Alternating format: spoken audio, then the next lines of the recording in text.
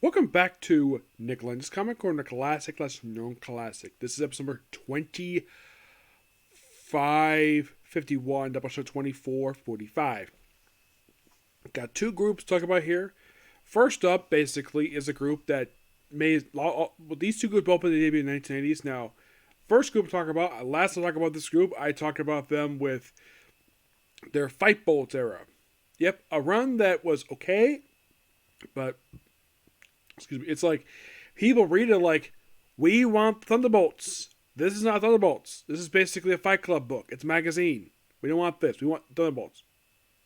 And then for a while, of course, they got reunited in the new Avengers / Thunderbolts miniseries, which I have previously reviewed. So now they're here back in the, brand new volume for Thunderbolts. Yes, known as New Thunderbolts Volume 1, One Step Forward, which collects the first 6 issues of this series. Now, this series, I should point out, is counted as part of the Thunderbolts numbering. Yes, by the way, here's what the cover of the trade looks like. The same cover for the first issue. Mostly put, basically, the team was assembled here. No Zemo. Zemo's not here. Not in the opening issue. So, in the opening, now, we do have a few joinings, per se. Now, on the cover of the book, it looks like Atlas, Radioactive Man, Meteorite, Songbird, Mach 4. Yeah. And of course you have, is that Genville? The third Captain Marvel? Yes. But he has not joined the roster this issue. He does not join the team into issue 6. But we do have a new joining in this issue. We have Blizzard. Yes. Old Iron Villain Blizzard, Donnie Gill. He joins the group. Yep. And he's part of the group for a very brief period of time. Yeah. In case you forgot about him, he is a Dave Mitchell, Bob Lee, and Mark Bright character. Yep. And if you're really curious, how long does he stay with Thunderbolts? Well, he stays with them for quite some time. He stays with them up until the Norman Osborn takes over the group. Yep.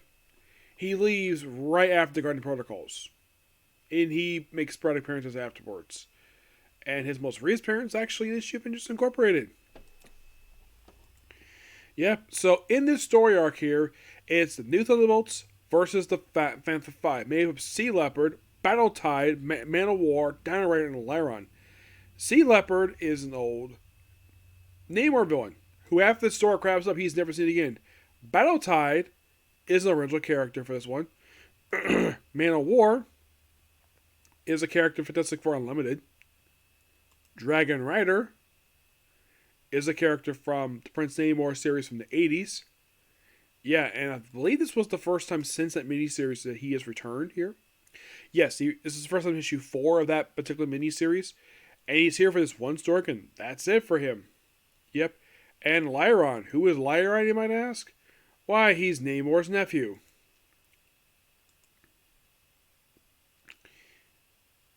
Well, his great-nephew, actually. But yeah, his nephew. His father is Black Mallory, who is Namor's nephew. Yes.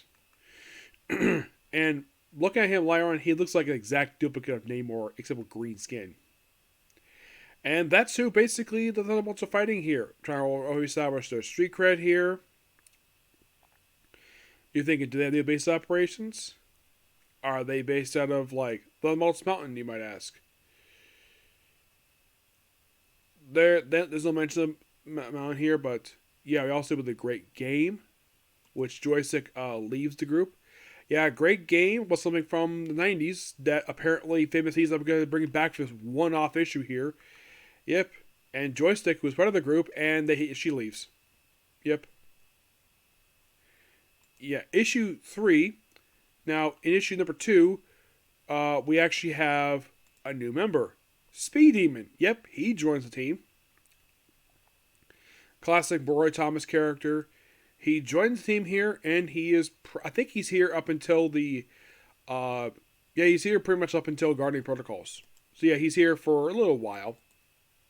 He's here just for his air, then he gets replaced. Yep. In issue 4, side appearance by Cold Blue in here. Still deal with this group here. Issue 4, is a tie-in to Enemy of State. You're thinking Enemy of State. Yes, this is an old school storyline that, believe it or not, was released like this year, 20 years ago. Yes, it was a storyline done by Mark Millar and John Romita Jr. It was a storyline where Wolverine gets brainwashed by the Hand to commit assassinations, commit like mass murders, and during the course of the storyline, they brought down a Shield helicarrier, which was later named the Black Hawk in the Agents of Shield book, dropped by Melinda May, the comic version of the character. But yeah, it's Wolverine being brainwashed, and part of this group known as the Dawn of White Light. Yep. Yeah, and also, Radioactive Man joins the team, along with Joystick. Yep. And they do have basically mentioning about the swordsman, but it's not the real swordsman in this issue. It's actually Strucker's son, Warner. In issue number 5, well, that's pretty much the last appearance of Sea Leopard. By issue 6, the group gets disbanded. Yep, by issue 6, the group disbands, and this is when Genville officially joins Thunderbolts as official member as Photon. Yep, he took his name from Monica Rambeau, basically beat the crap out of her for his title, and he's part of this group for this era. Well, into issue 100. So, great start for this series, and it's not very long per se. It's only like 18 issues in issue 100. Yes, but this era continues to issue 109, which I've covered basically 101 to 109 already. So basically, once I get to 100, which will be in the third trade, that will be the end of talking about Thunderbolts until when the recent Thunderbolts book comes out in trade. Though that book is not Thunderbolts. It's called Thunderbolts in name only because the group is not called Thunderbolts. They're just a team from the Captain America books. Yep. So, next up, oh, by the way, I get the trade a 9 out of 10. Yeah, famous season. Kurt Busiek did an excellent job with the book. Great reunion of the team. Really good. Loved it. Next up is basically X-Force Toy Soldiers, which are collected issues 26, 31, A number 2, and No Man 20. Not going to discuss 26 and number 2 and number 20 because, well, the big reason why, because I discussed the issues in the third Epic collection. So here we're going to be talking about X-Force 27 to 31. Yep.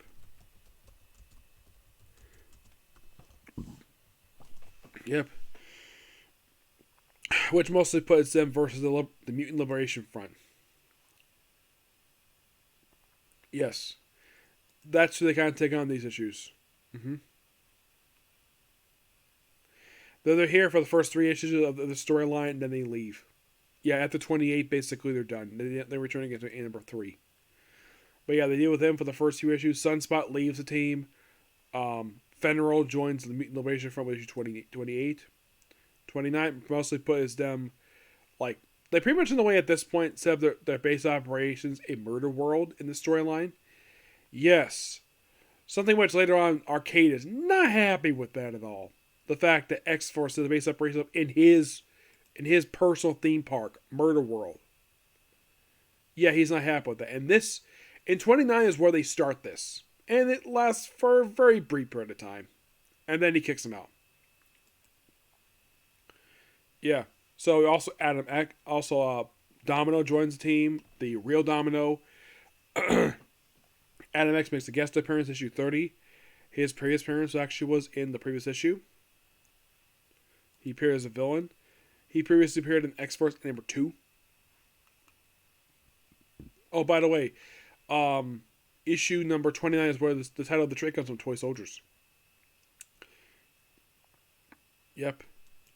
And so they read the backstory in 31 of Siren. Oh, I forgot to mention the lineup in these issues. Well, in issue number 27, it's Cable, Cannonball, Siren, Sunspot, Federal, Boomer, aka Boom Boom, Warpath, Shatterstar, Richter. That's pretty much in the way, that's your lineup for the start of this book. And then basically, Federal, Sunspot lead the team in issue 28. In 29, you're basically reduced down to basically about a handful of people. Yep. Now, Domino herself joins the team, like I mentioned, issue 30. And of course, they go into the backstory in 31. Famous Seas does the art, does the writing here. Now, Tony S. Daniel does pretty much all the art. He does the artwork for a little bit. Yeah. Matt Boom does issue 27. 28 is Antonio, aka Tony S. Daniel. So yeah, Tony S. Daniel takes over as the artist. Me.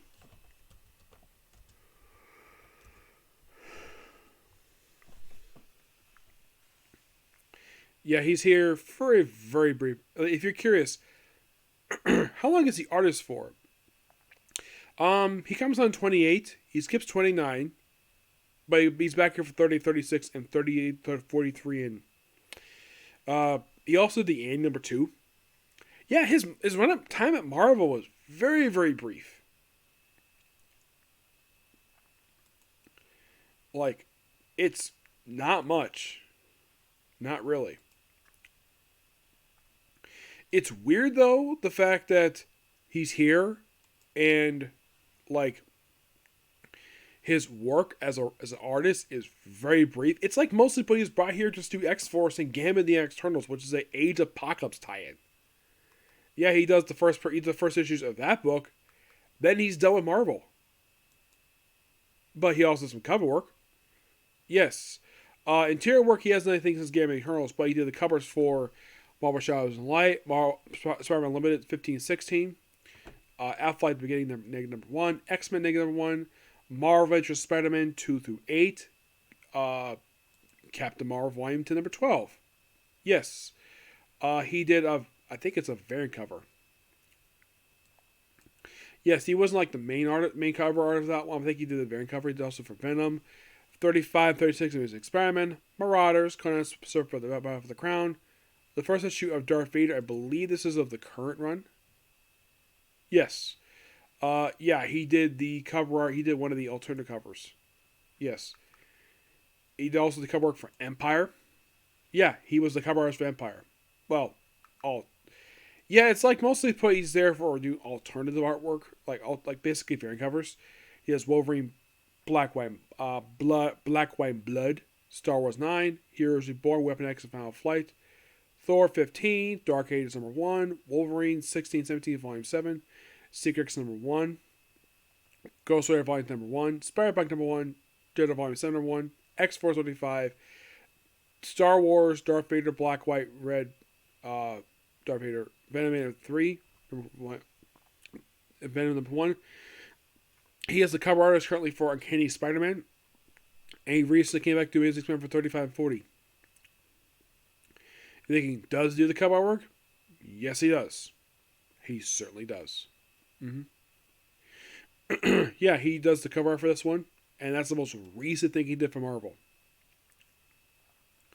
Was this very mini-series, which is wrapped up.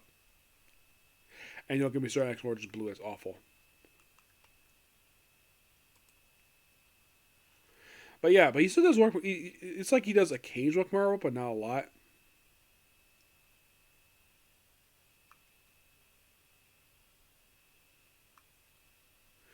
Yeah, but it's good. All right. Yeah, I'm hopefully get a chance to meet him because he's going to be at Comic-Con next month, so I'm hopefully get a chance to meet him. So I'm going to give this X-Force trade a 9 out of 10. Really good book. Okay, so that's episode of you. I rest my voice a little. I'm going to head out for a bit. When I come back, I'm going to work on Jujutsu Kaisen. And I'll do my next couple Comic Corners, which next Comic Corner is going to be Cable and X-Force. 2 separate trades for those two. Yep. But until the next video. Bye.